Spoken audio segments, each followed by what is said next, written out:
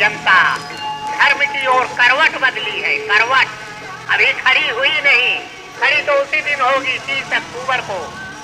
उस नए इतिहास के निर्माण करने में बंबई से ज्यादा धर्म प्रेमी आए, एक नया इतिहास रचे, मर्यादा पुरुषोत्तम श्री राम के मंदिर का नव निर्माण।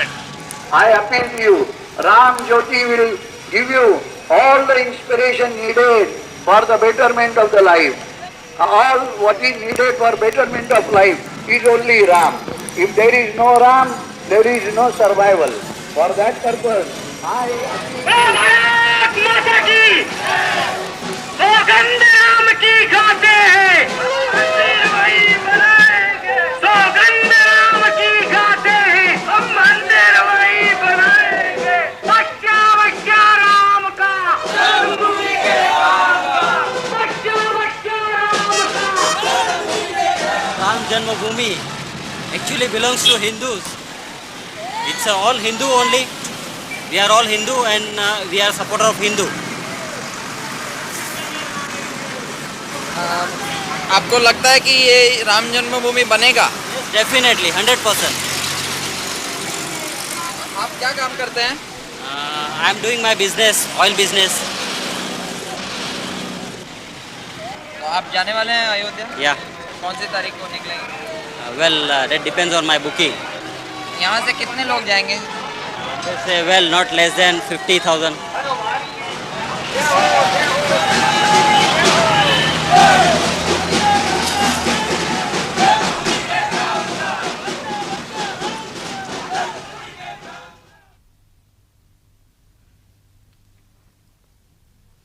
അയോധ്യയിലെ ബാബറി മസ്ജിദ് നിർമ്മിച്ചത് 1528 ഹിന്ദു രാജദൈവമായ രാമന്റെ അപദാനങ്ങൾ ജനകീയമാക്കിക്കൊണ്ട് ഏതാണ്ട് 50 വർഷങ്ങൾക്കു ശേഷം തുളസീദാസ് രാമായണത്തിന് അദ്ദേഹത്തിന്റെ വ്യാഖ്യാനം രചിച്ചു തുടങ്ങി. 19-ാം നൂറ്റാണ്ടോടെ അയോധ്യ മുഴുവൻ രാമക്ഷേത്രങ്ങൾ കൊണ്ട് നിറഞ്ഞു. ഇവയിൽ പലതും രാമന്റെ ജന്മസ്ഥലമാണെന്ന് പലരും അവകാശപ്പെട്ടു. ബ്രിട്ടീഷ് ഭരണം വ്യാപകമായതോടെ വളർന്നുവന്ന ഹിന്ദു മുസ്ലിം ഐക്യം ബ്രിട്ടീഷ് സാമ്രാജ്യത്തിന്റെ നിലനിൽപ്പിന് തന്നെ ഭീഷണിയായി. മുഗൾ ഭരണാധികാരിയായ ബാബർ അയോധ്യയിലെ രാമക്ഷേത്രം പൊളിച്ചാണ് രാമജന്മസ്ഥലത്ത് മുസ്ലിം പള്ളി പണിതത് എന്ന അഭ്യൂഹം അവർ ഔദ്യോഗികമായി തന്നെ പ്രചരിപ്പിക്കാൻ തുടങ്ങി. രാമന്റെ ജന്മസ്ഥലമായി കരുതപ്പെടുന്ന ഒന്നാണ് ഇത് എന്നും പ്രചരണം നടന്നു. ഈ തർക്കം വളരെ വേഗം ഹിന്ദുക്കളും മുസ്ലിങ്ങളും തമ്മിലുള്ള ഒത്തുതീർപ്പിലൂടെ പരിഹരിച്ചു. പള്ളി അങ്കണത്തിലെ വിഗ്രഹത്തിനു മുന്നിൽ ഹിന്ദുക്കളും പള്ളിക്കകത്ത് മുസ്ലിങ്ങളും പ്രാർത്ഥന നടത്തി. പക്ഷേ ഈ ഒത്തുതീർപ്പ് ദീർഘനാൾ നിലനിന്നില്ല. 1949 രാത്രിയിൽ ഹിന്ദു തീവ്രവാദികൾ പള്ളിയുടെ പൂട്ട് പൊളിച്ചു തുറന്ന് അവിടെ വിഗ്രഹങ്ങൾ സ്ഥാപിച്ചു. അന്ന് ജില്ലാ മജിസ്ട്രേറ്റായിരുന്ന കെ നായർ വിഗ്രഹങ്ങൾ അവിടെ നിന്ന് മാറ്റാൻ അനുമതി നൽകിയില്ല. ക്രമസമാധാന പ്രശ്നം ഉണ്ടാവുമെന്ന കാരണം പറഞ്ഞാണ് അനുമതി നിഷേധിച്ചത്. അദ്ദേഹം പിന്നീട് ഹിന്ദു ദേശീയതാവാദ പാർട്ടിയായ ജനസംഘത്തിൽ ചേർന്ന് പാർലമെന്റ് അംഗമായി. പ്രശ്നം കോടതികളിലെത്തി. ഹിന്ദുക്കൾ പള്ളിക്ക് പുറത്തുള്ള ഒരു വിഗ്രഹത്തിനു മുന്നിൽ കോടതി നിയമിച്ച പുരോഹിതന്റെ നേതൃത്വത്തിൽ ആരാധന തുടർന്നു.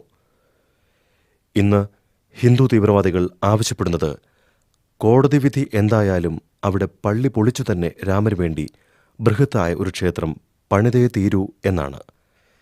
ലോകമെമ്പാടും പള്ളിക്കകത്ത് രാമന്റെ വിഭ്രമാത്മകമായ പ്രത്യക്ഷപ്പെടലിനെപ്പറ്റി വീഡിയോ ടേപ്പുകളും മറ്റും ഉപയോഗിച്ച് ആസൂത്രിതവും വ്യാപകവുമായ പ്രചാരണം നടന്നു.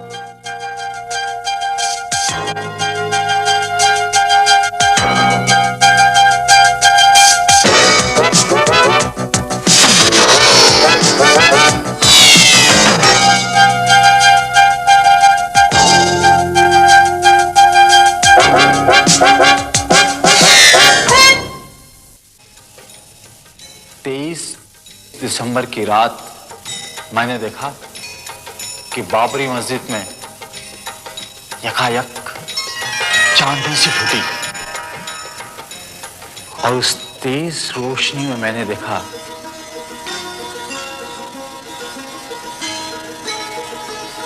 कि एक 4-5 साल का बेहद खूबसूरत लड़का खड़ा है। जब बेहोशी टूटी तो मैंने देखा कि सदर दरवाजे का ताला टूटकर जमीन पर पड़ा था। सिंहासन पर बुत रखा हुआ था और लोग आरती उतार रहे थे। 22 दिसंबर 1949 की रात्रि में भगवान श्री राम लला अयोध्या में अपनी जन्मभूमि पर प्रकट हुए। भय प्रकट कृपाला दीन दयाला कौशल्या हितकारी। ആരോ കണ്ട ആ വിഭ്രാന്തിക്ക് പല വ്യാഖ്യാനങ്ങളുമുണ്ടായി. അയോധ്യയിൽ പള്ളിക്കകത്ത് രാമവിഗ്രഹങ്ങൾ കൊണ്ടുവച്ച പുരോഹിതരിൽ ഒരാൾ ഇന്നും ജീവിച്ചിരിപ്പുണ്ട്.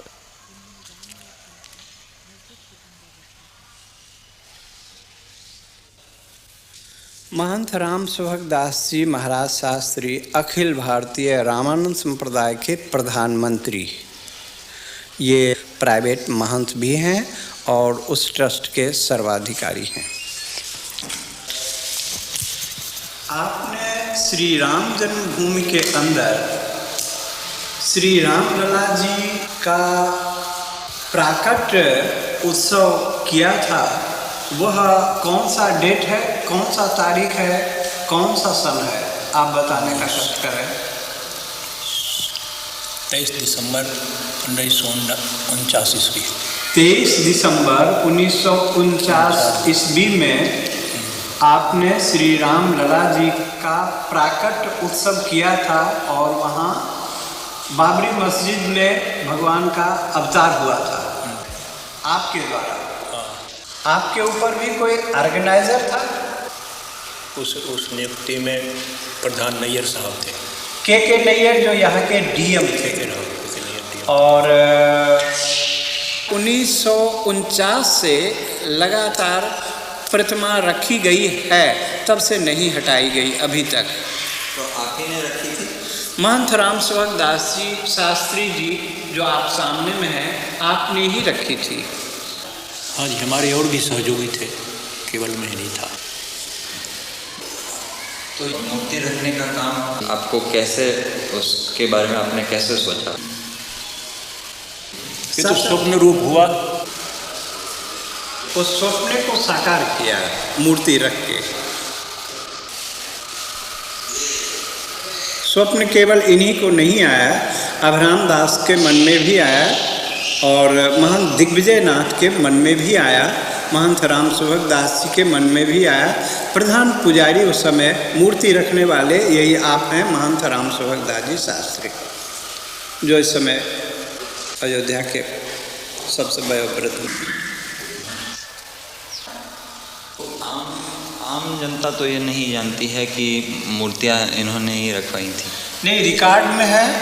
गवर्नमेंट ने आपके नाम से वारंट जारी किया था। वो वारंट का नकल मैं इस समय आपको मौजूद है, मैं दिखा सकता हूँ आपको। तो जेल से कैसे निकल आए? जेल से फिर वो जमानत पर रिहा हुए, मुकदमे चले और मुकदमे से आप फिर बरी हो गए। नैयर साहब ने निर्णय दिया कि जब तक इस केस का फैसला न हो तब तक इसे बरी कर दिए जाए।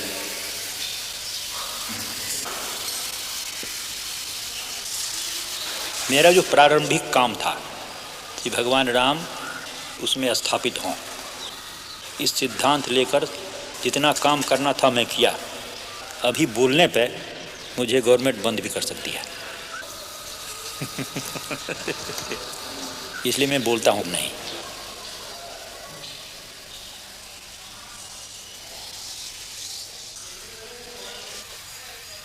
പഴയ പള്ളിയിലെ വൃദ്ധനായ ഇമാമും അദ്ദേഹത്തിൻ്റെ മകനും ആ സംഭവം ഓർക്കുന്നു.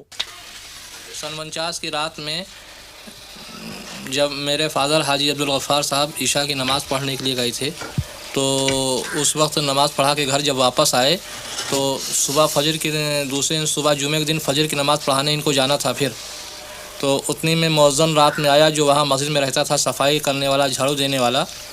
उसने बतलाया कि हमारे यहाँ मस्जिद के अंदर तो मूर्ति रख दिया है बैरागियों ने, तो इन्होंने कहा कि अच्छा ठीक है हम चल रहे हैं वहाँ, ऐसा कैसे हो सकता है। जब वहाँ आए तो डीएम ने वादा किया कि आप इस जुमे की नमाज़ कहीं अलग पढ़ लीजिए और उसके बाद में हम 2-4 जुमे में इसका फ़ैसला करके आपके हवाले कर देंगे, फिर आप इसमें नमाज़ पढ़िएगा। तो ये उसी जुमे का इंतज़ार आज तक कर रहे हैं।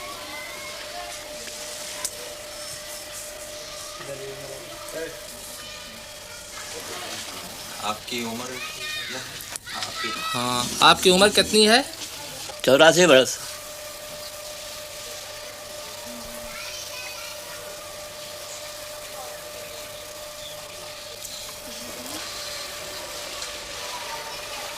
हमारा कारोबार सारा लकड़ी का सप्लाई करने का जो है मंदिरों से ही है ताल्लुक। मंदिर में हम लकड़ी बेचते हैं।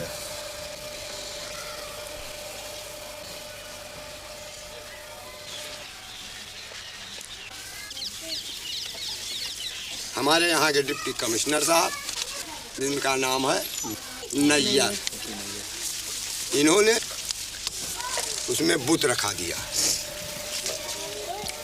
रात को, और जब सुबह की नमाज पढ़ने गए लोग तो वहाँ नहीं जाने दिया। गवर्नमेंट के ऑर्डर हो गया। आप जानते थे किसी को जो वहाँ सुबह नमाज पढ़ने? अरे उसमें तैनात हैं, मुकर्रर थे। अजान देने वाला अलग और नमाज पढ़ाने वाला एक खास आदमी होता है जिसको पेश इमाम कहा जाता है। आप कभी गए हैं नमाज पढ़ने? हाँ गए हैं, गए हैं। और आज तक आप लोग अभी यही नहीं समझ सके, अब क्या समझने आए हैं? अब तो ये मामला बहुत दूर पकड़ गया ना अब तो साहब। अब ज़ेर गौर है वहाँ अदालत में, दुनिया खलफसार हो गया, खुदा मालूम कितने लोग नज़र आतश हो गए, कितने लोग मौत के घाट पहुँच गए। और इसके बाद जनाब आज आप आते हैं उसके लिए जांच के लिए। तो हम लोग उसी के सहारे हैं कि क्या फैसला होता है। अब तो हमारी बात जौन पहुँचे कर रहा पहुँच गई, अब हमारी बात क्यों पहुँचाने वाला नहीं है और ना हमारी बात में कोनो ताकत है। आज इतनी नफरत पैदा कर दी गई है कि जनाब हमारी सूरत से लोग बेजार हैं।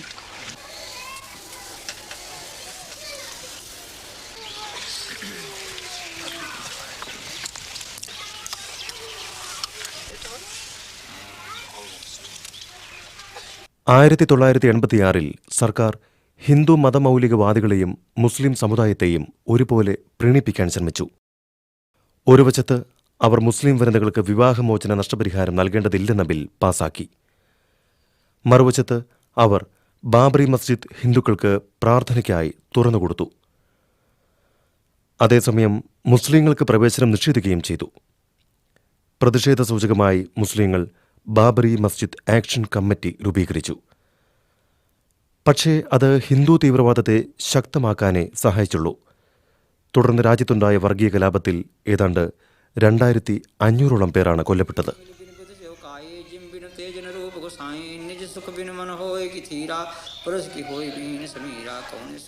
പൂജാരിയായ ലാൽദാസ് വിവാദ സ്ഥലമായ രാമജന്മഭൂമി സ്ഥലത്ത് കോടതി നിയമിച്ച പുരോഹിതനാണ്. प्रधान पुजारी हूँ और 10 साल से कार्यरत में हूँ। व्यवस्था मेरे हाथ में है और अभी तक मैं उस मंदिर की व्यवस्था देखते चला रहा हूँ। तो ये जो विश्व हिंदू परिषद ने मंदिर बनाने का कार्य शुरू किया है, इसके बारे में आप क्या सोचते हैं? ये तो एक राजनीतिक मुद्दा है। विश्व हिंदू परिषद ने जो कार्यक्रम चलाया है, मंदिर तो बनाने के लिए कोई रोक नहीं था। फिर हमारे यहाँ ऐसा कोई विधान नहीं है कि हम भगवान को अलग हटा करके किसी जगह रखे जाएं, क्योंकि भगवान जहाँ विराजमान हमारे होते हैं हम उसको मंदिर ही मानते हैं। हमारे यहाँ हिंदू परंपरा ही है, चाहे वो किसी भी मकान में रख दिए जाएं तब भी हम उसको मंदिर ही कहते हैं, क्योंकि भगवान जहाँ विराजमान है वो मंदिर ही होता है। फिर अलग से मंदिर बनाने का कोई औचित्य नहीं है। अगर अलग से भी बनाया जाता तो उस इमारत में जिसमें भगवान विराजमान हैं हम उसको तोड़ना भी नहीं चाहते हैं। और जो लोग तोड़ना चाहते हैं वो इस मुद्दे को लेकर तोड़ना चाहते हैं कि पूरे हिंदुस्तान में एक तनाव की स्थिति पैदा हो और हिंदू मत जो है हमारे पक्ष में हो। उनको ये चिंता नहीं है कि कितना बड़ा जनसंहार होगा, कितने लोग मारे जाएंगे, कितने कटेंगे, कितनी बर्बादियाँ होंगी, या जो मुस्लिम बाहुल क्षेत्र में हिंदू रहते हैं उनकी क्या परिस्थिति होगी। हमारे देश के सामने तमाम ऐसी समस्याएं हैं कि 1949 से आज तक किसी मुसलमान ने वहाँ कोई अवरोध नहीं पैदा किया। लेकिन जब इन्होंने यह नारा दिया कि बाबर के संतानों से खून का बदला लेना है, तब पूरा देश जो है वो दंगाग्रस्त हो गया और कम से कम हजारों लोग इसमें मारे गए, मौत के घाट उतार दिए गए। लेकिन तब भी इन लोगों ने ज़रा सा यह महसूस नहीं किया कि यह तनाव जो देश में फैल रहा है, हिंदू मुस्लिम की जो एकता आज हमारे देश में बनी हुई थी, तमाम मुस्लिम शासकों ने मंदिरों को जो जागीरें दी, आज जानकी घाट में माफीनामा मिला, हनुमानगढ़ी के बहुत से भाग मुसलमानों के बनाए हुए हैं, फकीर राम जी का मंदिर मुसलमानों का माफीनामा है। ये तमाम जो जागीरें मुसलमानी शासकों द्वारा मंदिरों में दी गई और अमीर अली और बाबा रामचरण दास के जो समझौते थे कि हम हिंदू और मुसलमान दोनों एक मिल करके रहेंगे, उसी जन्मभूमि के पाठ में दो भाग किया गया कि एक तरफ मुसलमान नमाज पढ़ेंगे, एक तरफ हिंदू पूजा करेंगे। ये सारी बातें जो थी उस पर इन लोगों ने पानी फेर दिया।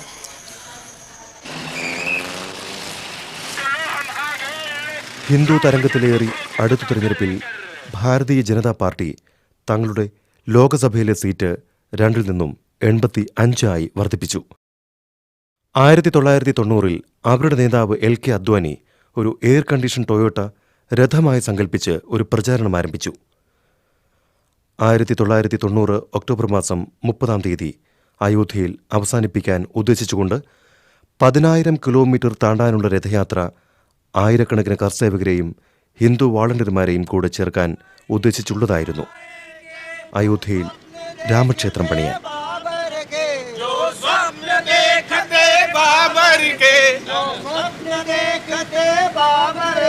जो स्वप्न देखते बाबर के अरमान मिटा कर मानेंगे, अरमान मिटा कर मानेंगे। जो खेल रही है आंगन में इस बेल कुचल कर मानेंगे, इस बेल कुचल कर मानेंगे। हम मंदिर वही बना तो केवल झांकी है, काशी मतलब बाकी है। ये तो केवल झांकी है, काशी मतलब बाकी है। बच्चा बच्चा राम का भूमि के काम का, बच्चा बच्चा राम का भूमि के काम का, बच्चा बच्चा राम का।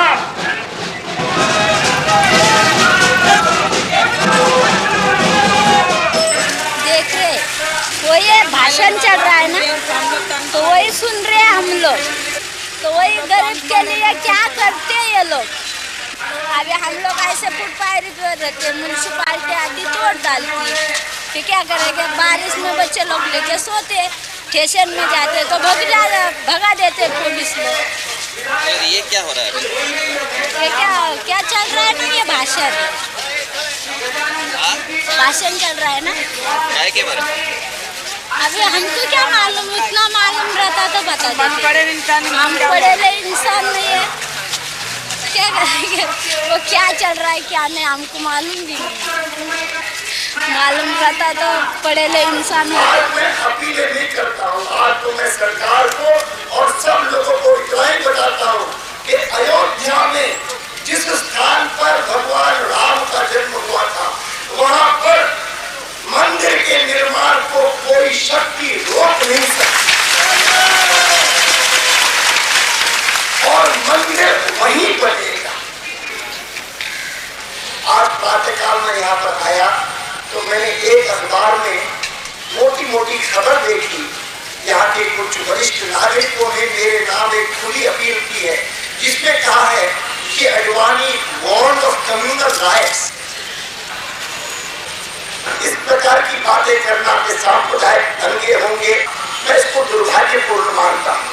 मैं इतना जरूर जानता हूँ कि यूं तो शरारत करने के लिए 4 लोग भी कर सकते हैं, लेकिन कम से कम इस यात्रा के कारण किसी भी प्रकार की गड़बड़ नहीं होगी, ये मुझे विश्वास है। और यह यात्रा रिस्पॉन्सिबिलिटी के साथ, उत्तरदायित्व के साथ, लेकिन निश्चय के साथ। यह विकृत सेक्युलरवाद हमको स्वीकार नहीं।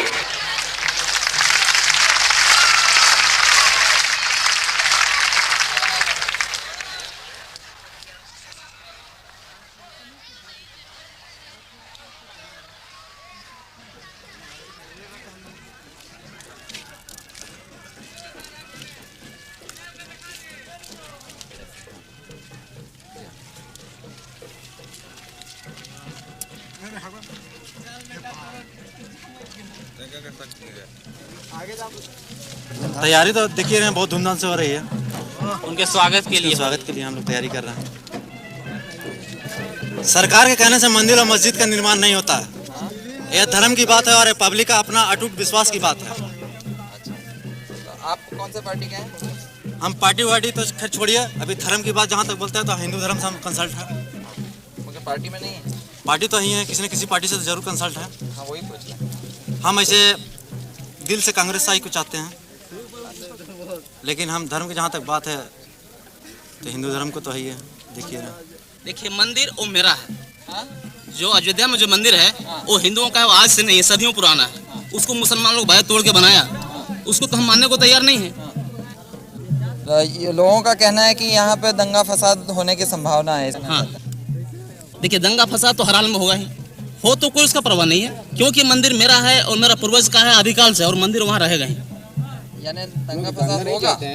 दंगा फसाद अगर होगा तो हम भी तैयार हैं। हम शांति चाहते हैं, लेकिन अगर मेरे रास्ते में कोई रुकावट आएगा तो उसको छोड़ेंगे भी नहीं। रही जात की बात, यहाँ कौन से जात के हैं ज़्यादातर लोग? आप कौन से जात के हैं? हम आते हैं फॉरवर्ड में। हाँ फॉरवर्ड में नहीं बैकवर्ड फॉरवर्ड में बैकवर्ड में साव जिसको बोलते हैं ना, बढ़िया केसरी बोलो। सबसे पहले तो संघ बना है आरएसएस, उसके बाद विश्व हिंदू परिषद बना है, और बजरंग दल तो विशेष करके राम जन्मभूमि के मुद्दे पर बनाया गया। जैसे ये यूथ विंग है विश्व हिंदू परिषद का बजरंग दल, भारतीय जनता पार्टी, विश्व हिंदू परिषद, बजरंग दल पूरा एक संघ परिवार है। ये बजरंग दल मतलब ये है एक हिंदुओं का युवा शक्ति एक साथ एक नाम से संगठित हो, जैसे कि राम जी का वानर सेना था। तो आप क्या काम करते हैं?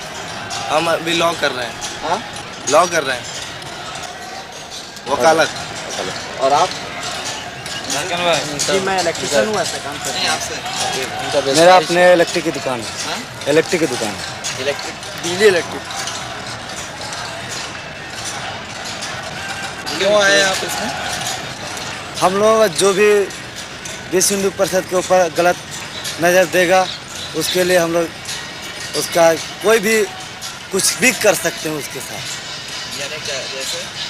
जैसे उसके साथ अगर मारपीट का समय आया तो मारपीट किया जाएगा, बातचीत का समय आया अगर बात से काम चल जाता है तो बात से ही हम लोग निपट लेंगे, नहीं तो उसके साथ हम लोग बाध्य होकर के मारपीट करने के लिए भी तत्पर रहेंगे। यानी किनसे लड़ाई करनी पड़ेगी? जो भी हमारे हिंदू धर्म के विरोधी हो, जैसे कुछ मुस्लिम लोग हैं, कुछ अपने ही हिंदू लोग हैं जो कि हम लोगों को बाधा पहुंचाते हैं हिंदू धर्म के विषय में।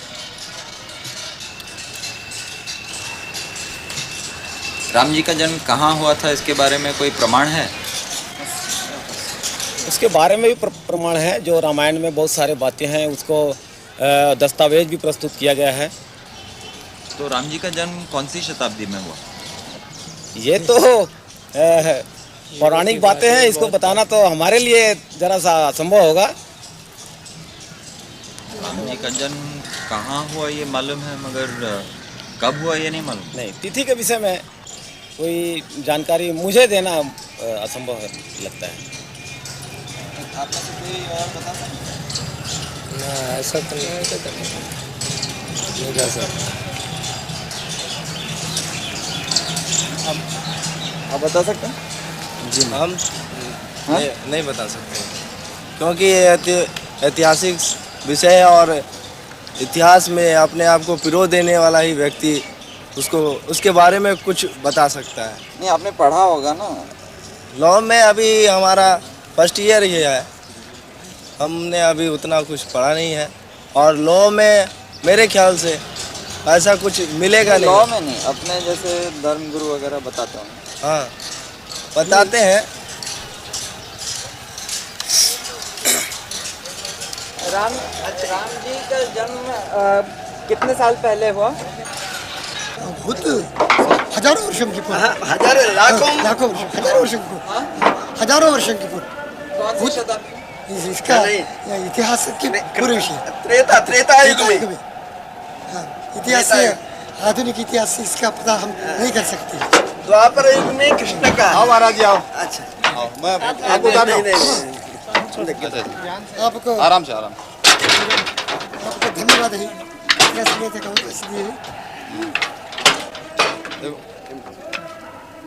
हाथ भी नहीं लगाने देना।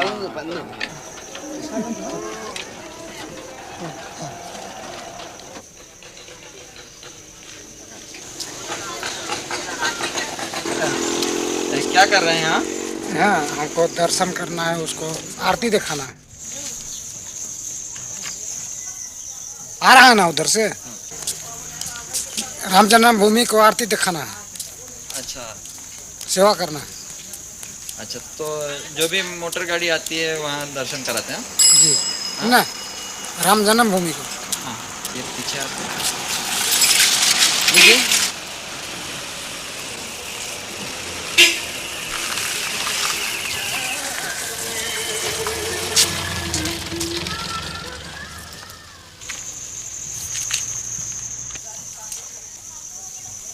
मंदिर आएगा उधर से। पूरा मंदिर? हाँ, ट्रक से। उधर से ट्रक में मंदिर आ रहा है? आएगा जो लिखा हुआ है।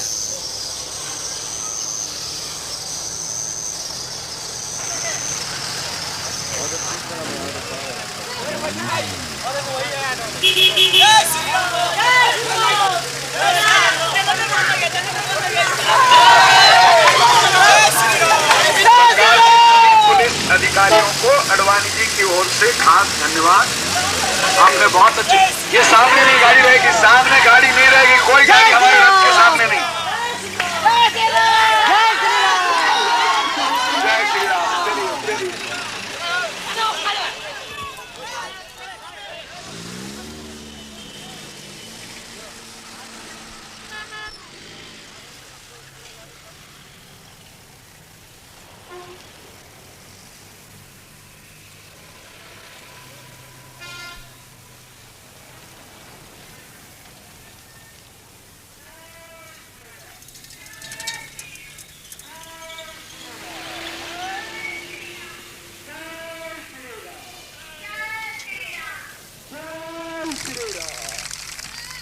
आज की तारीख में देख लीजिए, जैसे ही हमारी विजय यात्रा भगवान राम जी की रथ यात्रा लाल कृष्ण आडवाणी जी लेके बम्बई पहुंचे, वैसे ही जनता दल के 68 सदस्यों ने इस्तीफा देने के लिए उनको अपील कर दी है वीपी सिंह को कि वीपी सिंह साहब आप हट जाइए।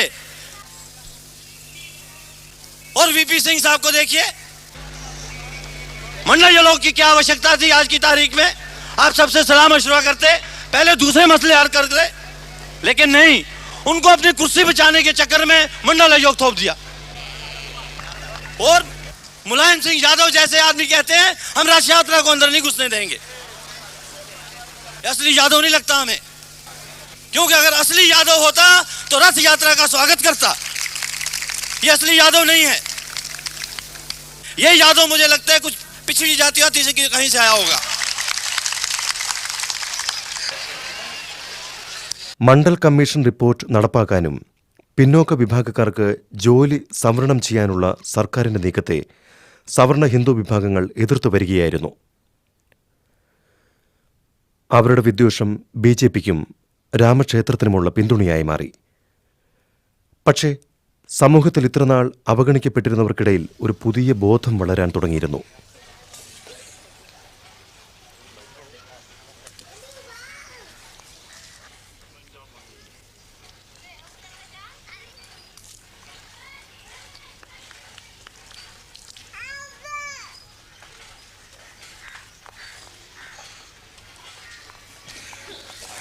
मैं गोमती नगर की रहने वाली हूँ और नाम मेरा भगवान देवी है।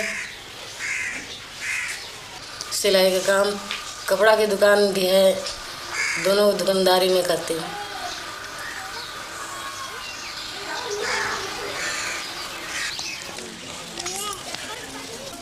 वही मजूरी खेती बाड़ी करते थे और खेती बाड़ी करते थे। उन्हीं लोगों को जो मंदिर में बैठते हैं पुजारी लोग पूजा करते हैं, उन लोगों के हम नौकरी करते थे और काट बीन करके देते थे तो वो खाते थे, पेट भरते थे।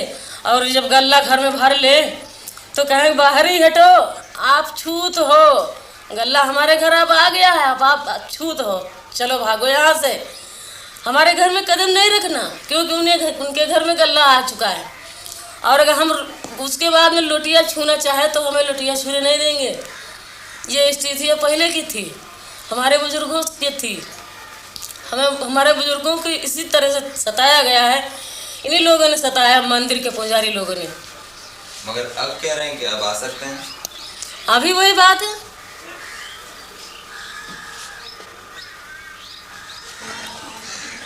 यहाँ काश होता रहा, हम काश करने वाले 45 साल की मेरी उम्र है।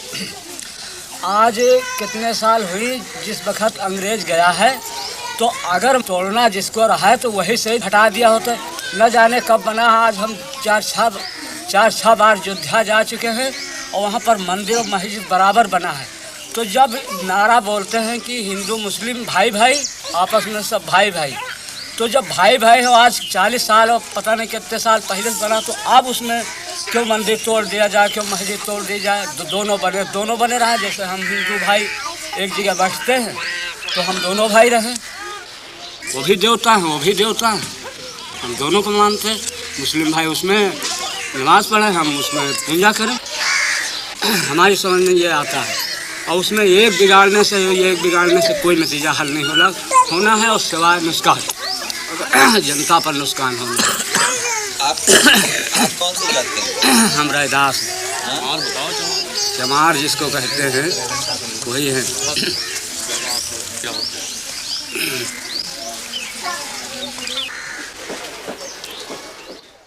ഇടതുപക്ഷത്തിന്റെ ആഹ്വാനം ചെവിക്കൊണ്ട് ജനങ്ങൾ രഥയാത്രയ്ക്കെതിരെ പ്രതിഷേധിക്കാൻ ബീഹാറിലെ പട്നയിലേക്ക് മാർച്ച് ചെയ്തു. 43 साल के आज़ादी के बाद में भी महंगाई आज आसमान को छू रही है, बेकारी आज करोड़ों नवयुवकों की है, भूखमरी और गरीबी, आधे से अधिक लोग आज भी उस लक्ष्मण रेखा के नीचे हैं। यहाँ पर निरक्षरता, बीमारी चारों तरफ फैली हुई है। मगर मालूम होता है पिछले कुछ महीनों से कि मानो इस देश में इनमें से एक भी समस्या ऐसी है ही नहीं। एकमात्र समस्या अगर कोई है तो वो है मंदिर और मस्जिद की। बिरथ रघुबीरा के नाम पर एक रथ पर चढ़कर एक पक्ष के नेता उनका चुनाव चिन्ह कमल को लेते हुए और भारतीय जनता पार्टी का ध्वज लहराते हुए देश भर में रथ यात्रा करते हुए घूम रहे हैं। तो ये किस लिए घूम रहे हैं? बीजेपी के लिए वोट बटोरने के लिए। अगला चुनाव अगर आवे तो 88 का 188 किस तरह किया जाए, इस बात पर सोचने के लिए। मैं ये कहता हूं कि उनके सारे ये रंगीन सपना चूर चूर होकर रह जाएंगे, क्योंकि इस देश में बहुसंख्य हिंदुओं ने धर्मनिरपेक्षता को अपनाया है। अगर आज ये भारत एक धर्मनिरपेक्ष देश के रूप में है, इसका बहुत बड़ा श्रेय इस देश में बसने वाले 85% हिंदुओं को बेशक जाता है। लेकिन न महात्मा गांधी, न जवाहरलाल नेहरू, न फांसी के तख्त पर लटकने वाले हमारे वो सैकड़ों तमाम जो शहीद हुए, उनमें से एक ने हिंदू राष्ट्र के लिए अपनी जान नहीं दी। इस बात को भुलाया नहीं जा सकता है। मगर ताज्जुब की बात है, हट है, मंदिर वहीं बनाएंगे और मस्जिद तोड़ करके ही बनाएंगे। इसमें राम की मर्यादा है। अयोध्या राम का जन्म स्थल है, माना। ये बात हिंदुओं का एक विश्वास, उनकी अस्मिता का सवाल है, इस बात को मैं मानता हूं। पर मैं ये कहता हूं कि मुझे कोई कह दे, अडवाणी जी या कोई और, कि अयोध्या का वो कौन सा चप्पा जमीन है कि जो राम की याद से पवित्र नहीं, ये मुझको वो कह दे। अयोध्या के कहीं भी जाकर के आप मंदिर बना लीजिए। हम में से हर किसी ने 1000 बार इस बात को मंजूर किया कि मंदिर आप बनाएं, बेशक अयोध्या में बनाएं, बेशक भव्य बनाए, मगर ये हट न करे कि मस्जिद टूटने पर ही वो मंदिर बनेगा, ये हट न करे। हम में से कोई लाल झंडे मानने वाले हो या कोई और भी हो, हम सब धर्मों की श्रद्धा करते हैं। एक धर्म की अस्मिता और अहंकार के नाम पर दूसरे धर्म की अस्मिता और आस्था आप तोड़ नहीं सकते, इस बात को ध्यान में रखिए। दोस्तों, हिंदू धर्म में सहिष्णुता है, असहिष्णुता भी है, मानवता भी है और जात पात की व्यवस्था भी है। और इसीलिए वर्षों से संत और महंतों ने अनेक प्रकार के सुधार लाने के प्रयत्न किए। जात पात व्यवस्था के खिलाफ उन्होंने अपनी आवाज बुलंद की, आज भी वो कायम पड़ा हुआ है। आज एक नया प्रयत्न चल रहा है कि इस देश के अंदर में जिनको प्रशासन से दूर रखकर कहा गया कि ये सिर्फ सेवा और चाकरी करने के सिर्फ इसी लायक हैं और किसी चीज के लायक नहीं हैं, आज एक प्रयत्न किया जा रहा है कि देश के कारोबार चलाने में उनको भी हाथ बटाने का मौका दिया जाए। लेकिन वही ताकतें जो हिंदू धर्म के अंदर कठमुल्लापन कायम रखना चाहते हैं, झंडा लहराकर मस्जिदें गिराना चाहते हैं, वही लोग इस देश के अंदर में वर्णाश्रम और जात पात के नाम पर भी जो है तो आज कस्में खा रहे हैं और उसके प्रयत्न कर रहे हैं। इनके चेहरों को देख लो, इनको पहचान लो, इनकी मनोवृत्ति को समझ लो। और इसलिए मैं कहूंगा कि यहां पर ये सारी लड़ाइयां एक तरह से जुट गई हैं कि मस्जिद कायम रहेगी, मंदिर जरूर बनेगा। इतना ही कहते हुए मैं अपनी बात को समाप्त करता हूं। मैं कहूंगा देशद्रोहियों सावधान, जाग उठा है राम भगवान। आपने कहना है देशद्रोहियों सावधान, जाग उठा है राम भगवान। मैं कहूंगा ये तो पहले झांकी है। आपने कहना है काशी मथुरा बाकी है। यह तो पहले झांकी है, काशी मथुरा बाकी है। इन्होंने तलवार दी थी भाई को, आज मैं उनको ये तलवार दे रही हूँ, उनके अभय के लिए, उनके निर्भय के लिए। एक बहन ने तलवार देना अपने आप में इतिहास बनता है। बोलो श्री लाल कृष्ण आडवाणी जी की, सौगंध राम की खाते हैं। LK आडवाणी जिंदाबाद, राम भक्त जिंदाबाद। और जोर से बोलिए भगवान श्री राम की। आप लोगों का बहुत बहुत धन्यवाद, नमस्कार।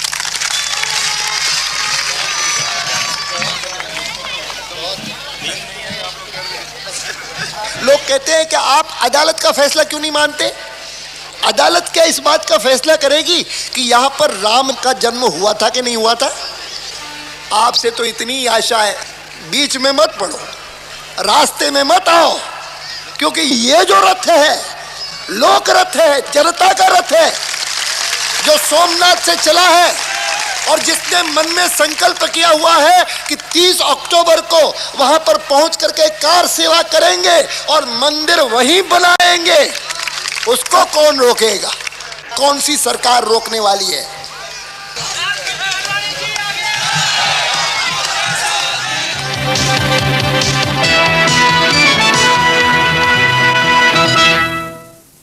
BJP നേതാവ് LK അദ്വാനിയുടെ അറസ്റ്റിൽ പ്രതിഷേധിച്ച് പാർട്ടി ആഹ്വാനം ചെയ്ത ബന്ദിൽ രാജ്യത്തിന്റെ വിവിധ ഭാഗങ്ങളിൽ അക്രമങ്ങളുണ്ടായി.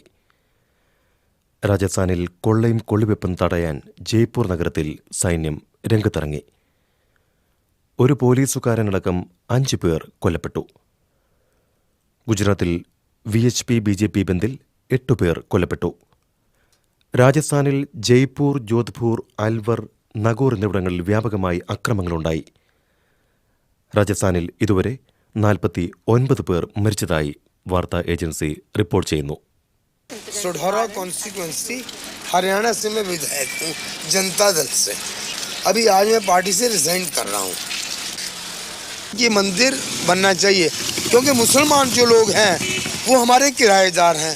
1947 में पटेल जी ने एक बात कही थी कि इन सालों को भगा दो, मोहम्मडन्स को हमने अपना घर खाली करा लेना है, बाई फोर्स, बाई हुक और बाई क्रुक हमने अपने मकान को खाली करा देना है।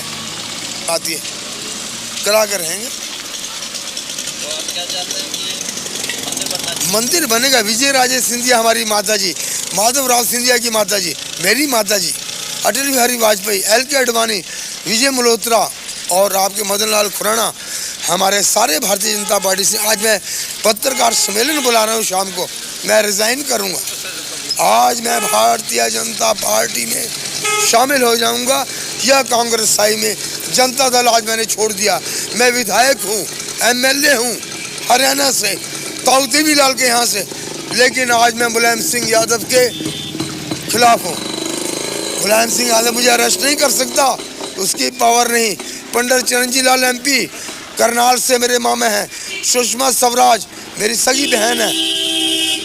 आज मैं सरकार छोड़ रहा हूँ इनके गुंडापन से। अरे बाबर कौन था? घुसपैठिया था। अकबर कौन था? घुसपैठिया था। तो हमें बाबर को नहीं मानना, हमें राम को मानना है, जो कितने सालों से हमारे देश के अंदर राम राज्य था, दशरथ के बेटे थे। हम राम जन्मभूमि को अपना मान्यता देते हैं। राम जी बताते हैं कि सुबह से पी के रखना नहीं, गलत। ये पृथ्वी के अंदर तो दुई रचना हाँ, जी, वो सोमरस है। हम हाँ। भाई साहब बता रहे हैं कि आपने सुबह से शराब पी रखी है। ये सोमरस है, इसका पान बड़े बड़े देवताओं ने किया। दुर्योधन ने किया, धृतराष्ट्र ने किया, श्री कृष्ण ने किया। तो ये तो सोमरस है, इसको पीने के बाद दिमाग बढ़ता है।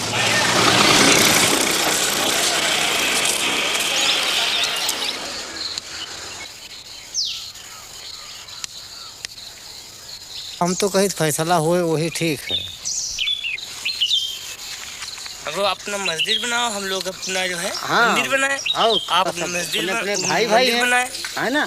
भाई कोई विशेष बात नहीं। हाँ। अब इतनी दोनों फरीकन में इतना जुझ है। हाँ।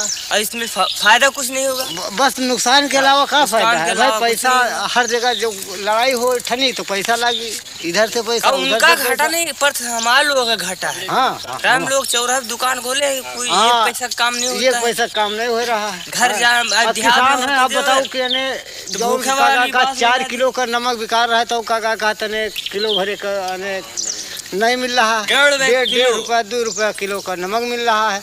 हाँ। बस क्या है, हमारे लोगन का गल्ला बखारी सस्ता है, सस्ता बस, और कोई चीज़ सस्ती नहीं है। सब गल्ला हमारा लोगन सस्ता है और जत्ती है सब महंगाई है। ये बात हाँ। कभी कोई झगड़ा नहीं, कबो नहीं झगड़ा हो। अब हमारे यहाँ पर कोई वो वैसी बात नहीं है।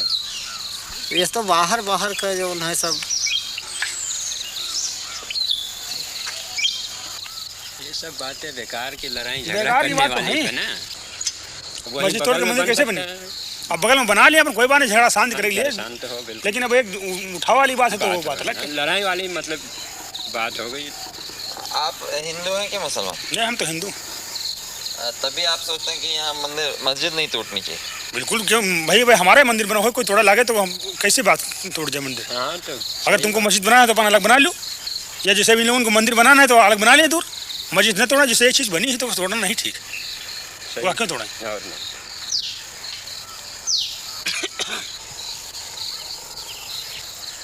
आप लोग कौन से जाते हैं? कर्म लोहार, मतलब लोहे का काम करना है। तो आप में से कोई ब्राह्मण राजपूत तो नहीं? नहीं, इसमें ब्राह्मण कोई नहीं। हाँ? ब्राह्मण कोई नहीं। ब्राह्मण लोग तो चाहते हैं मंदिर टूट के मंदिर बन जाए, सीधा मामला उनका यही है और कुछ नहीं। उनका माहौल ही है।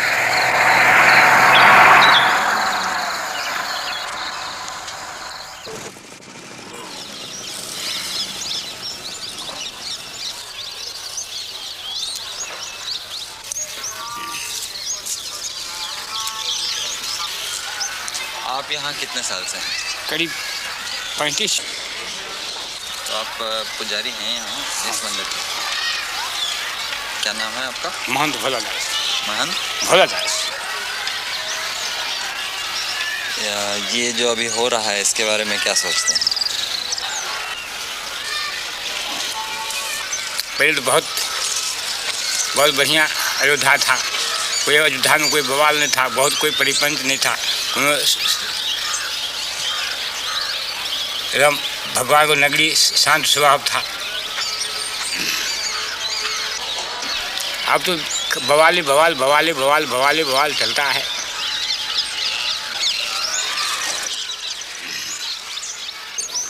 यहाँ पे मंदिर बहुत सारे हैं ना? हम मंदिर बहुत है। पुरानी जमाने के 5000 मंदिर है। आप तो घर घर मंदिर है, घर घर सब मंदिर है। जो 2 कोठरी बनाए जो भगवान को मंदिर बनवा लिए हैं। और मस्जिद भी है यहाँ पुराने? मस्जिद भी कई गो है। जब अंग्रेजों की ज़माना था तो मुसलमान भी काफ़ी था, कोनो आवाज़ बवाल नहीं होता था। अयोध्या के जिम्मेदार रहे मुसलमानों, हाँ, जो अच्छन मियाँ नाम को था, पहले अयोध्या का जिम्मेदार था। ये अमावा कोठी है, ये सब मुसलमानी का था। ये सब पूरा मस्जिदें रहे। ये मणि पर्वत है जो कम से कब्र कब्र है। वहाँ करीब कोतवाली के पीछे 9 गजी है, 9 गज के कब्र है। हाँ, वो मस्जिद भी है वहाँ और 9 गज के कब्र है। कोई बवाल नहीं था, कोनो परिपंच नहीं था। ये तो केवल वही राम जन्मभूमि के तब से बवाल बवाल बवाल शुरू होते। बस वो जब नैयर साहब रहे तब से, पहले कहाँ बवाल रहे हैं। भगवान जन्म लिया था, अभी नहीं मालूम कि ये घर में लिया कि वहाँ पर लिया कि वहाँ पर लिया कि वहाँ पर लिया कि वहाँ पर लिया, मगर भगवान अयोध्या में जन्म लिया। अब ये कैसे कहो कि हम यही मस्जिद में जन्म लिया।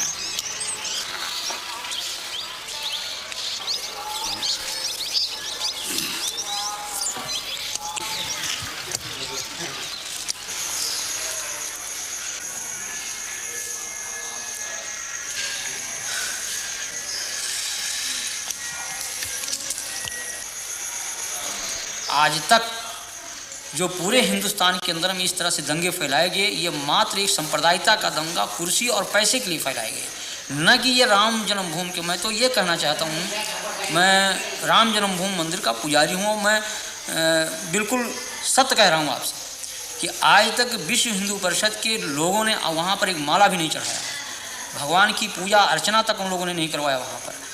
और बल्कि उन्होंने व्यवधान डाला। हमने हाई कोर्ट में रिट दायर किया और रिट दायर करके तब वहाँ की भोग व्यवस्था चालू करवाया।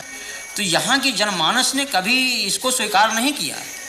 लेकिन इसमें कुछ किराए के साधु जिनको पैसा चाहिए, पैसे पर खरीदे गए, रामशिलाएँ घुमाई गईं। उसके उन रामशिलाओं को उन लोगों ने अपना कमरा, अपना मकान बनाना शुरू किया और काफ़ी जनभावनाओं को उन्होंने दोहन करके और बड़ी बड़ी बिल्डिंगें तैयार कर ली। करोड़ों अरबों रुपए इन लोगों ने इकट्ठा किया, विभिन्न बैंकों में इन्होंने डाला और लाखों रुपया उन्होंने व्यक्तिगत अपने खाते में इन लोगों ने डाला। तो लोगों की हत्याएं हो जाएं, लोग नष्ट हो जाएं, इससे इनको कोई मतलब नहीं। इनको मतलब पैसा मिले, कुर्सी मिले।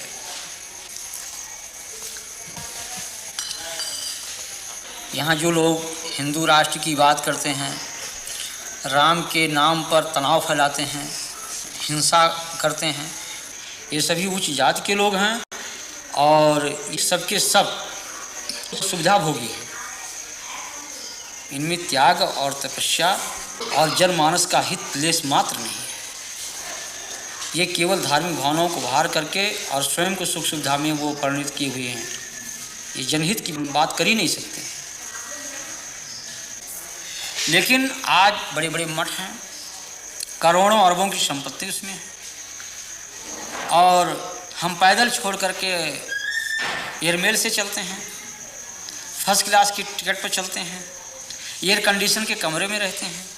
तो जहाँ पर हम एक तरफ भौतिकवाद, उस भौतिकवादी व्यवस्था से अलग होकर के त्याग और तपस्या और जनहित की बात सोचते थे, उस जगह हम उसको त्याग करके और हम भौतिकवादी व्यवस्था में परिणित हो चुके हैं। जो हम भौतिकवादी व्यवस्था में पूर्ण रूप से लिप्त हो चुके हैं, तो हम भौतिकवाद की ही बात सोचेंगे, हम उससे परे हट नहीं सकते हैं। तो ये आज के धर्माचार्यों को कि आप क्या कहेंगे? हम तो इनको भौतिकवादी व्यवस्था का एक पोषक मानता हूँ मैं। ये जो पूंजीपति कहते हैं कि हिंदू धर्म की रक्षा, हिंदू धर्म की रक्षा। मैं कह रहा हूँ कि यहीं पर देश के पूंजीपतियों की जो आज धर्म की, आज अशोक सिंघल को इस बात को जो कह रहे हैं कि हम बहुत बड़े राम के भक्त हैं, क्या राम का यही आदर्श है कि 90% लोग भूखों मरे? ये हमारे देश की जो विषमता है आज, ये क्या इन धर्माचार्यों की नहीं चाहिए? अगर आप बड़े पूंजीपति हैं, आपके पास पैसा है, आपके कहने में एक पूंजीपति समुदाय देश का है, तो उन पूंजीपतियों से पैसा लेकर के उन गरीबों में लगाइए आप, जैसे मदर टेरेसा कर रही है, या और जिन धर्माचार्यों ने किया है, पूर्व जो धर्माचार्यों हमारे ने किया है, उनका अनुकरण करें आप।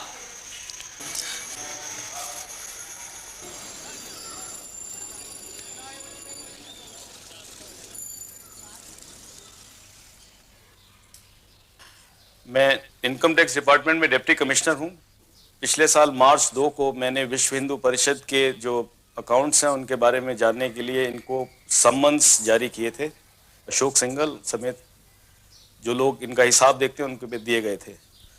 24 घंटे के अंदर अंदर विश्व हिंदू परिषद का एक बहुत बड़ा डेमोन्स्ट्रेशन 28 लोधी एस्टेट पे प्रधानमंत्री के बाहर हुआ। उसी दिन मेरा मद्रास तबादला कर दिया गया और तब जो सरकार थी उन्होंने उस पूरी इंक्वायरी को दबा दिया, फिर मुझे सस्पेंड कर दिया गया। विश्व हिंदू परिषद के बारे में दो तीन चीजें मुख्य मुद्दे मैं देख रहा था। एक तो ये कि क्या इनके पास बाहर से पैसा आया है कि नहीं आया है। विश्व हिंदू परिषद ने रिजर्व बैंक ऑफ इंडिया को अप्लाई किया था कि हमें बाहर से पैसा लाने दिया जाए, क्योंकि बाहर से उनकी बहुत सारी ब्रांचेज उनके मंदिर के लिए पैसा भेजना चाहती हैं। रिजर्व बैंक ऑफ इंडिया ने इनको ये परमिशन नहीं दी, क्योंकि ऐसे ऑर्गेनाइजेशंस जो देश के अंदर या तो तोड़फोड़ की कार्रवाई कर रहे हो या राजनीतिक कार्यों में लगे, उनको ऐसी परमिशन नहीं दी जाती और विश्व हिंदू परिषद को ऐसी कोई परमिशन नहीं दी गई थी। विश्व हिंदू परिषद अमेरिका नाम की एक संस्था है अमेरिका में, जिसके करीब 200 ब्रांचेस हैं सारे अमेरिका में, और ऐसी ही ब्रांचेस कनाडा और इंग्लैंड के अंदर हैं, जिनकी संख्या करीब 1 लाख से ऊपर सदस्यों की बताई जाती है और इनसे पैसा इकट्ठा किया गया। ये हमारी नॉलेज में था। ऐसा है कि जब इनकम टैक्स का रिटर्न किसी ट्रस्ट को फाइल करना होता है तो उसको सारे अकाउंट्स की तफसील देनी होती है, ये कानून है। 30 अक्टूबर 1979 को अशोक सिंघल ने एक रिटर्न फाइल की, जिसके अंदर उन्होंने उसके ऊपर तो लिख दिया कि हमको इतना पैसा आया और इतना पैसा हमारा गया है, और मैं उसके साथ सारी एक एक चीज का बयान दे रहा हूं कि कहां से पैसा आया कहां से नहीं आया। वो सारी बयान जो था रिटर्न से गायब था। तो हमने ये सबसे पहले था कि उसको हो सकता है कि शायद हमसे खोया हो, हमारे डिपार्टमेंट से खोया हो, तो ये सबसे पहले था कि आप उसका हमें डुप्लीकेट दीजिए सबसे पहले। लेकिन वो सवाल अब ये पता लगा कि उसका डुप्लीकेट ही नहीं है। उनकी फाइल में जो सारे कागज जो कहते हैं हमने सबमिट किए, उसकी आज तक डुप्लीकेट्स उसके आज तक नहीं दिए गए। और इनके कई ऐसे नेताओं के खिलाफ हमारे पास, जो हमारे इन्फॉर्मेंट्स हैं, हमारे पास इंफॉर्मेशन ला रहे थे। इनका झगड़ा भी हुआ विश्व हिंदू परिषद के नेताओं का आपस के अंदर कि 1,66,00,000 रुपए जो शिलान्यास पे खर्चा हुआ वो सारा उसमें काफी बोगस था, उसमें लोग पैसा खा गए हैं। ये बातें वहां पे झगड़ा हुआ, फिर नई कमेटी बनी, लेकिन उसके बाद फिर एकदम ये पूरा विश्व हिंदू परिषद ने जब देखा कि ये बिल्कुल इंक्वायरी उन लोगों की कन्विक्शन के अंदर निकल सकती है, क्योंकि उनके पास ना तो किसी तरह का हिसाब था, तो उन्होंने सरकार के ऊपर ये निश्चित तौर पे दबाव डाला मार्च 8 को कि इसको या तो किया जाए, नहीं तो हम सरकार से अपना समर्थन वापस ले लेंगे। जब ये बार बार ये बोलते हैं विश्व हिंदू परिषद के नेता कि हम कुछ नहीं छुपा रहे हैं, हम जब छुपा नहीं रहे तो आप कानून के आगे अपने गवाही देने के लिए आप क्यों भाग रहे हैं? पिछले 13 महीने से आप छुपते क्यों फिर रहे हैं? एक तरफ क्या इसका एक ही कानून, क्या मुझे तो हिंदुस्तान की पब्लिक ही बताए इसमें क्या सच है क्या झूठ है। हम तो कहते हैं कि नहीं छुपाने का तो प्रॉब्लम क्या है? कोई और ऑफिसर्स भी बैठे हैं वहां पे, अपना सब दे दीजिए आप अपना हिसाब।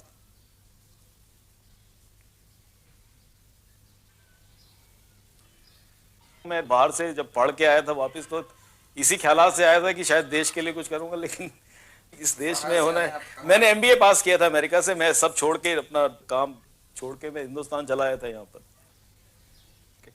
अगर एक कानून इंप्लीमेंट करने वाले ऑफिसर को अगर आप उसके साथ ऐसा करेंगे तो इस देश में कोई कानून नहीं रहेगा, ये हम बता सकते हैं। अगर हमारे साथ जो हुआ है, हम आपको बता दें, इस देश के अंदर ये एक फाउंडेशन डल गई है हमारे साथ जो हुआ है कि इस देश के अंदर कभी कानून नहीं रहेगा। क्योंकि अगर जो कानून वाले ऑफिसर्स के साथ ये किया गया जो मेरे साथ हुआ है, तो इसका यही नतीजा है कि देश के अंदर कानून हमेशा के लिए खत्म हो गया। मैं तो ये समझता हूँ, मेरे को तो कोई उम्मीद नहीं है कि ऐसे कुछ इस देश का कोई होगा भविष्य। मैं चाहता हूँ भविष्य हो, लेकिन मैं इस बारे में मेरे को तो नहीं लगता कि अब कुछ भविष्य रहा है इस देश के अंदर।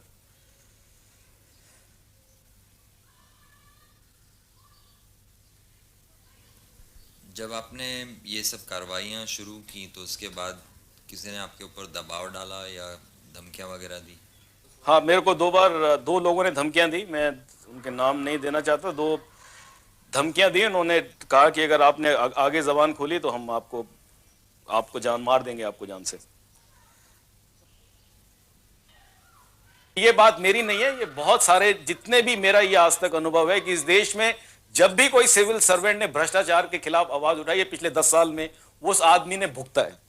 तो इस सिर्फ बीएचपी का सवाल नहीं, मैं समझता हूँ सब जगह पैसे वाला गरीब को जलील, जलालत जो है सब जगह घुस गई है। और धर्म को उसका नाम देना ये तो बहुत गलत बात है। धर्म तो बिल्कुल ही नहीं है। कम से कम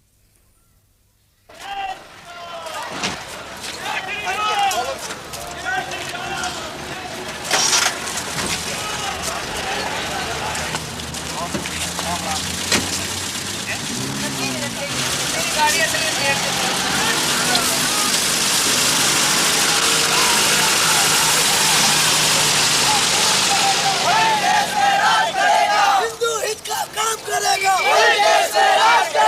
हिंदू हित का काम करेगा,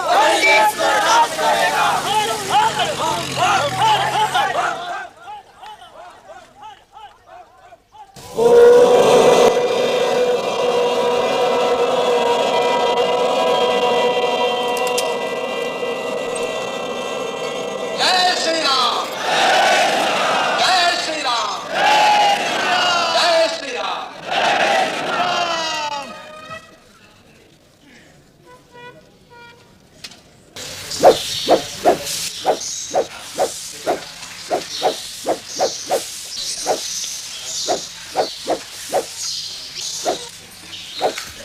तीस अक्टूबर को हिंदू पहुंचेगा, सरजू में एक बूंद जल नहीं रहेगा, वो खून की धारा से नदी बहेगी और सारा अयोध्या रक्त रंजित हो जाएगा।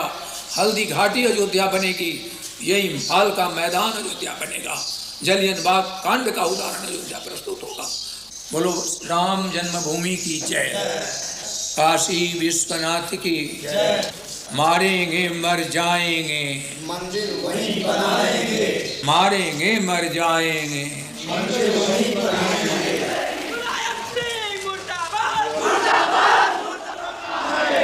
കർസേവയ്ക്കുള്ള ദിനം ഒക്ടോബർ മാസം 30-ാം തീയതിയായി നിശ്ചയിക്കുമ്പോൾ അന്നു തന്നെ നടക്കേണ്ട പരിക്രമയാത്രയുമായി അതിനെ ബോധപൂർവം കൂട്ടിക്കുഴയ്ക്കുകയായിരുന്നു VHP.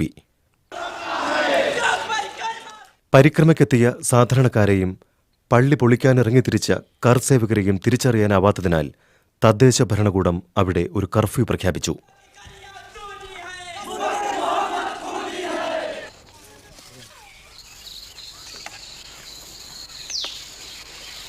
कल क्या होगा? कल ये होगा कि हमारी मौत होगी। अजल सर पर खड़ी हरदम मुझे मालूम होती है, मेरी हर सांस मुझको आखिरी मालूम होती है, मौत है। कल क्या होगा? ये अभी मैं बोल रहा हूँ, अभी सांस निकल जाए, खत्म। देखिए ना, जयपुर को जला दिया, फूंक दिया, बर्बाद कर दिया। सारा भारत हमारा जल रहा है इसी एक प्रॉब्लम पर।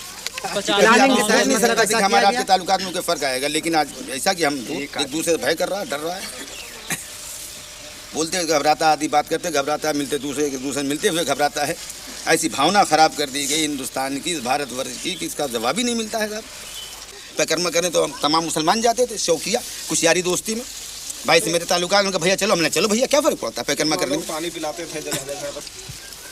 अब इतने से बच्चे क्या है ना, हमारा पैकर्मा रोक दिया साहब। धार्मिक मामला ऐसा होता है कि हम आप एक थाली में बैठ कर खाएं, लेकिन जहाँ मामला आया बाबरी मस्जिद का, जन्मभूमि का, तना क्या आप उधर खड़ी हुई, मैं इधर खड़ा हो गया। ना बहन रही ना भाई रहा। गांव के जो हिंदू हैं उनकी क्या इसमें? हमारे मन में कोई फर्क नहीं, जैसे हम लोग हैं वैसे वो लोग, और ना उनमें भी खड़े हैं। ये वो पीछे लोग खड़े हुए हैं, भैया खड़े तो हैं सब। यहाँ की जो आबादी है जी, इसमें हिंदू मुसलमान का कितने हिंदू है, कितने मुसलमान? यहाँ बराबर बैठे हैं, मगर मेरे गांव में हिंदू मुसलमान की भावना कोई ऐसी नहीं ना कि हम हिंदू है या मुसलमान है। मेरे यहाँ शादी ब्याह होता है, वो परसते हैं, हम खाते हैं, हम परसते हैं, वो खाते हैं। मतलब दोनों पार्टियों में एकदम भाई बंदी और वो है भाईचारा है। तो हमारे गांव में तो कोई ऐसी बात ही नहीं ना। तो इस माहौल में भी वो भाईचारा? जी हाँ, हमारे यहाँ कायम है, हमारे यहाँ कायम है भाईचारा। आसपास के गांव जितने हैं यहाँ पे अयोध्या के 10, 15, 20 किलोमीटर एरिया में, उसमें सांप्रदायिक आपको बहुत कम मिलेंगे। और जब तक यहाँ बाहर के असामाजिक तत्व नहीं आएंगे तब तक यहाँ झगड़ा होने कोई सवाल नहीं ना। हाँ, जिस टाइम असामाजिक तत्व आ जाएंगे उस टाइम तो झगड़ा होना है। आज जनता को सूचित किया जाता है कि शहर में कर्फ्यू पूरी तरह से लागू कर दिया गया है। कोई भी व्यक्ति कर्फ्यू का उल्लंघन करता हुआ पाया गया तो उसके खिलाफ सख्त से सख्त कार्रवाई की जाएगी और बल प्रयोग किया जाएगा। आम जनता को सूचित किया जाता है कि शहर में कर्फ्यू पूरी तरह से लागू कर दिया गया है। जय श्री राम, जय श्री राम, जय श्री राम, जय श्री राम, जय श्री राम। जान नहीं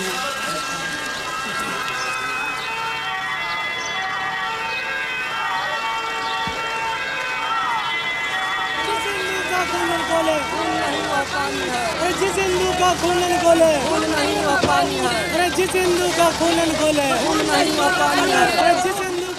ഒക്ടോബർ മാസം 30-ാം തീയതി അയോധ്യയിലെത്തിയവർ സരയൂ പാലം കടന്ന് അവിടെ പ്രവേശിക്കും മുൻപ് അറസ്റ്റ് ചെയ്യപ്പെട്ടു.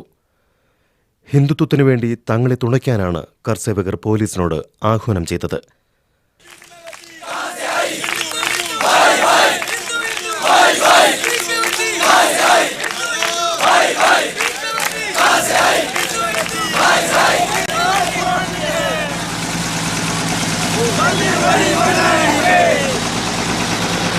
मंदिर वही बनाएंगे।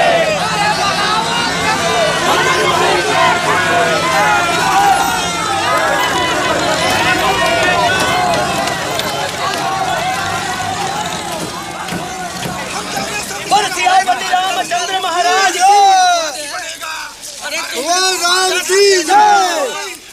लाठी गोली खाएंगे, मंदिर वही बनाएंगे। लाठी गोली खाएंगे, मंदिर वही बनाएंगे। लाठी गोली खाएंगे। एक 462 साल पहले एक लुटेरे ने आकर अगर हमारे मंदिर को ध्वस्त किया है तो ये हमारे माथे पर कलंक है।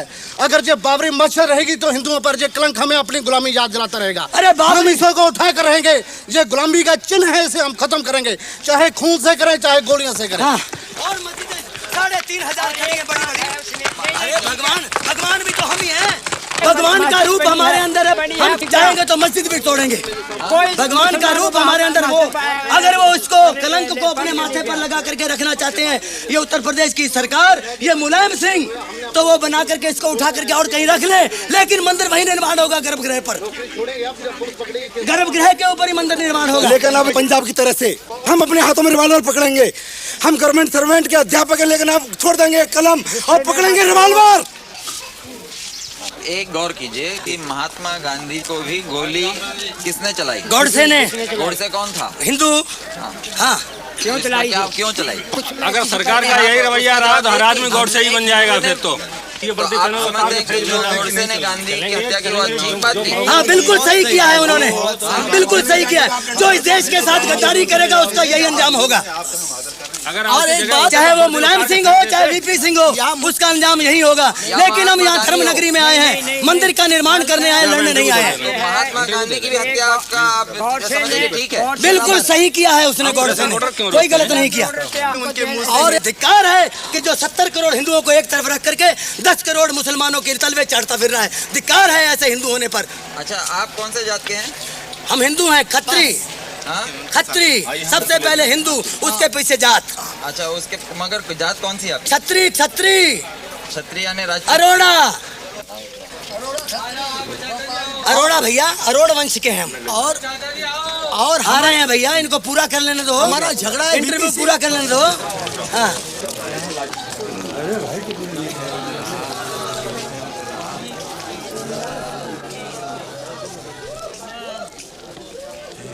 आप कहाँ से आए? डिस्ट्रिक्ट एटा। और क्या करते हैं? हम पंडा हैं गंगा जी के। आप क्या करने आए हैं? परिक्रमा देने। परिक्रमा देने हैं? हाँ।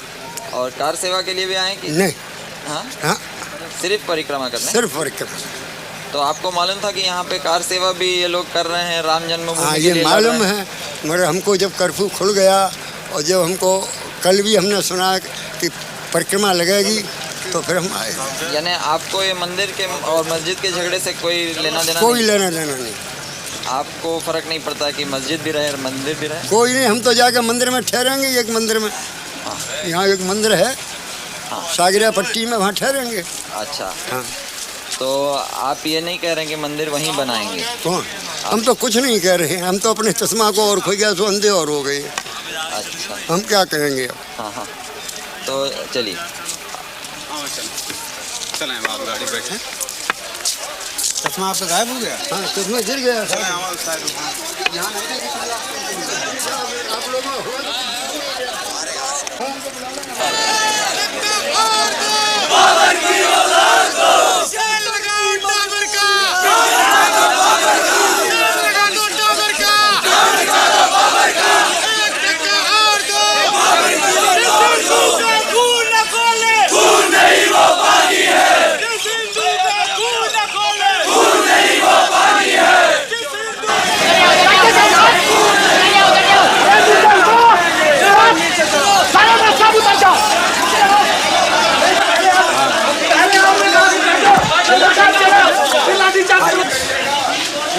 कैसे जाने दो भाई। अरे पत्रकार अरे यार श्रीमान जी निकल रहे हैं हम लोग। श्रीमान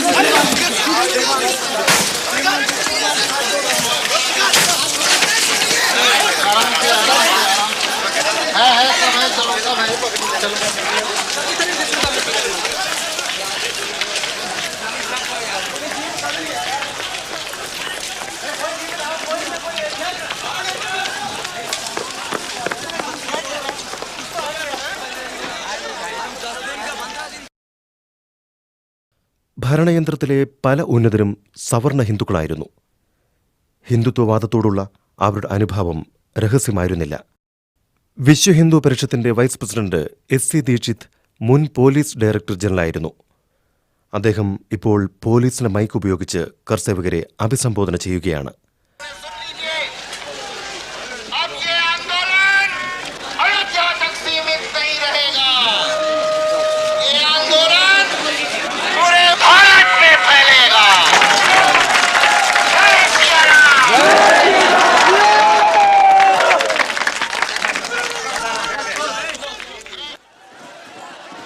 പ്രസംഗം അവസാനിച്ച നിമിഷങ്ങൾക്കകം അത് പോലീസിലും ചലനമുണ്ടാക്കി. ബാരിക്കേഡുകൾ തകർത്ത് കർസേവകർ പള്ളി അങ്കണത്തിൽ പ്രവേശിച്ചു.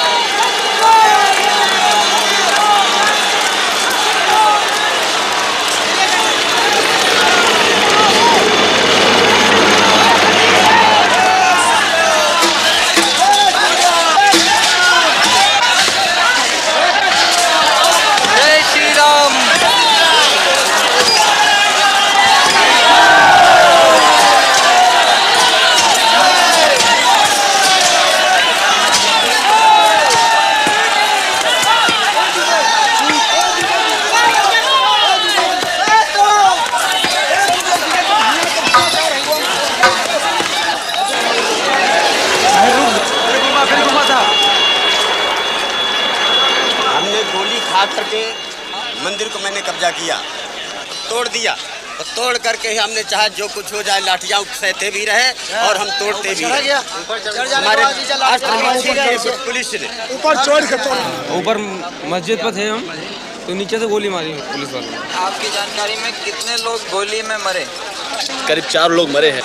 ज्यादा मरे होंगे, ऐसे दोनों साइड से लोग चोट आई है, पुलिस भी घायल हुए, 1-2 भले चोट आई और लोग मरे भी हैं। तो आपको ये बुरा नहीं लगता है कि आपने जो कार्रवाई की है उससे लोगों की जाने गई? तो अगर आप ये नहीं करते तो वो जिंदा रहते हैं ना जी, तो इसके बारे में बुरा नहीं लगता? नहीं, बुरा तो लगता है साहब, लेकिन फिर भी वो हमारे भाई हैं, वो हमारे भाई हैं, लेकिन फिर भी उसके बावजूद हमारे प्रशासन ने बहुत हमारी मदद करी है। अब उनके आभार प्रकट करते हैं पुलिस वालों के, CRP वालों के, सेंट्रल रिजर्व पुलिस वालों के, कि उन्होंने हमको यहाँ पर आने की इजाज़त दी और हम मंदिर के अंदर घुस करके और मंदिर का जो काम हमको करना चाहिए था, जिसका बीड़ा हम लोगों ने उठाया था, उसको हमने पूर्ण किया। तो लोगों की जानेंगे उसके बारे में क्या? अब उसके जरिए हमको जो है बहुत दुख है, उसके लिए हमें दुख है कि जिनकी जाने गई हैं, ये घायल व्यक्ति हैं और जो घायल है हुए हैं, उनके लिए भी हमको बड़ा दुख है।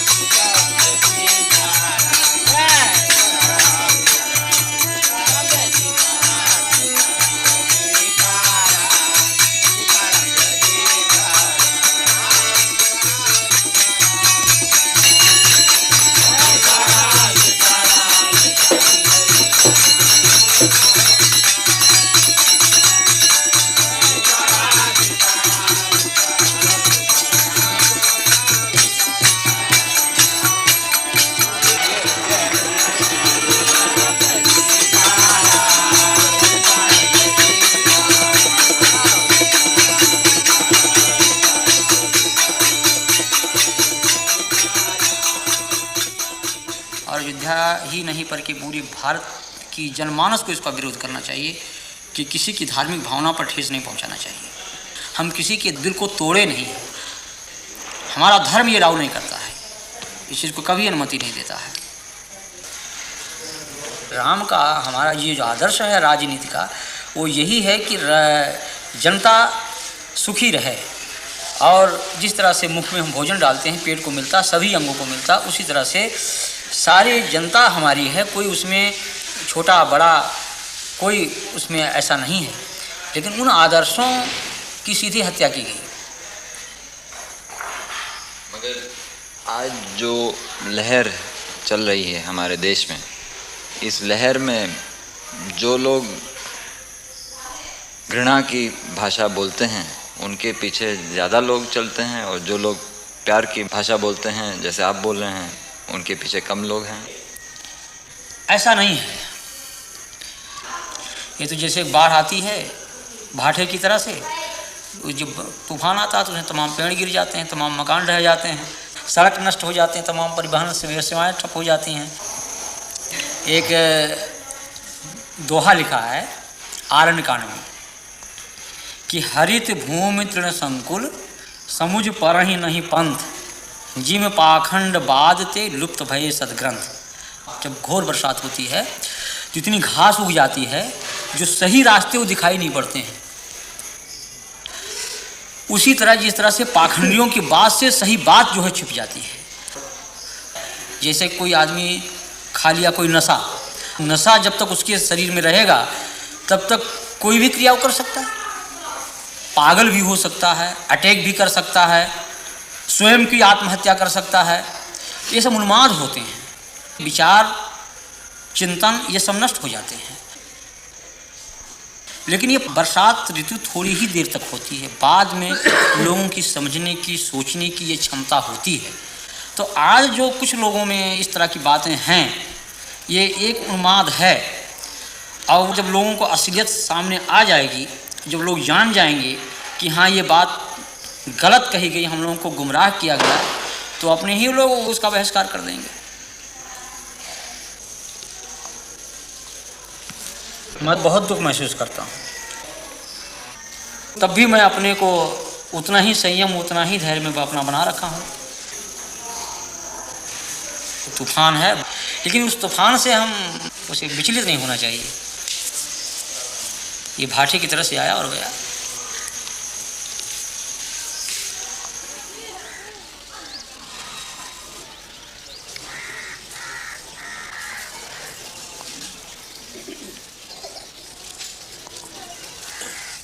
मंदिर के अंदर हमें जाने ही नहीं दिया जाता है। तो मंदिर से हमें क्या लाभ है? मंदिर की मूर्ति अगर पीस दी जाए तो वो तो दोबारा हम कई प्रकार के मसाले से बना सकते हैं, लेकिन हमारी अगर जनता कट जाए तो हम किसी प्रकार का मसाला उसमें नहीं लग सकता है। और अगर देखिए हमारी इस बस्ती में बहुत से लोगों की जन्म भूमि हुई है, उनको यहाँ से निकाला जा रहा है। अभी यहाँ ही गांव से करीब 150 बस्ती है, उनको निकाला जा रहा है। और ये कहीं केवल राम है, उनकी भूमि के लिए लोग कितना परेशान है और संख्या भी उसके पीछे दौड़ रही। देखिए मैं क्यों दौड़ूं?